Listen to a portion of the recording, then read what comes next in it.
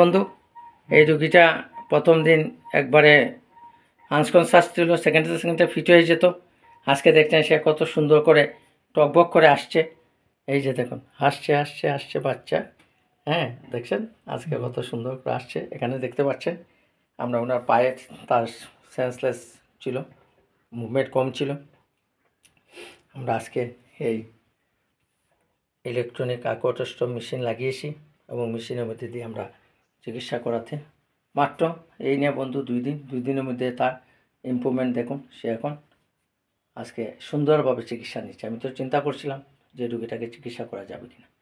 তো নমস্কার বন্ধু, আস্তে আস্তে সে যখন আরও ভালো হবে, তখন তো কন্টিনিউ মিনিমাম তাকে 12 বছর অবধি আমাদের সাথে যোগাযোগ রাখতে হবে, যতই মন্ত্র সে না আটে।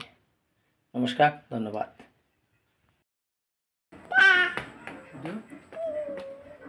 নমস্কার বন্ধু, আজকে আমাদের গতকালকে মুন্সিবাবু 2জন রুগী নিয়ে এসেছিলেন। আপনার নাম দিদি? আপনার? আনোয়ারা খাতুন। দিলওয়ার হোসেন।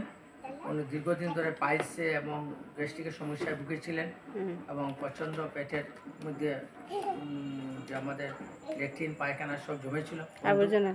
হ্যাঁ, তো আমরা আজকে ওনাদের 2জনকে পেট ওয়াশ করলাম। বন্ধু, আমাদের পেটটা হচ্ছে মেইন জিনিস।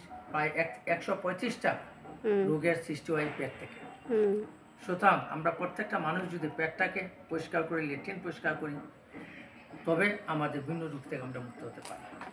ওনারা সেই জিনিসটা বুঝেছেন। আপনাদের পরিবারের মধ্যে যদি কেউ পাইলসের সমস্যা, গ্যাস্ট্রিকের সমস্যা, পেটে বিভিন্ন ধরনের সমস্যা, সেটাকে শুধু ওষুধ খেয়ে দাবিয়ে না রেখে ভিতরে ইন্টেস্টাইনের 21 ফুট যে আমাদের স্টমাকের ভিতরে যে নাড়িভুড়ি রয়েছে, সেখান থেকে সেটাকে পরিষ্কার করে ল্যাট্রিন পরিষ্কার করতে হবে। আয়ুর্বেদিক শাস্ত্রে সেটাকে বলা হয় বস্তিকা। তবে আমাদের সিস্টেমটা একটু অন্যরকম। যা আছে ওনার এতদিনে পুরানো সেই ল্যাট্রার জিনিস, জাবরার জিনিস আমাদের পেট থেকে আমরা ক্লিন করে বের করে দিয়েছি। অনেকটা শান্তি পেয়েছেন, শরীরটা দুর্বল।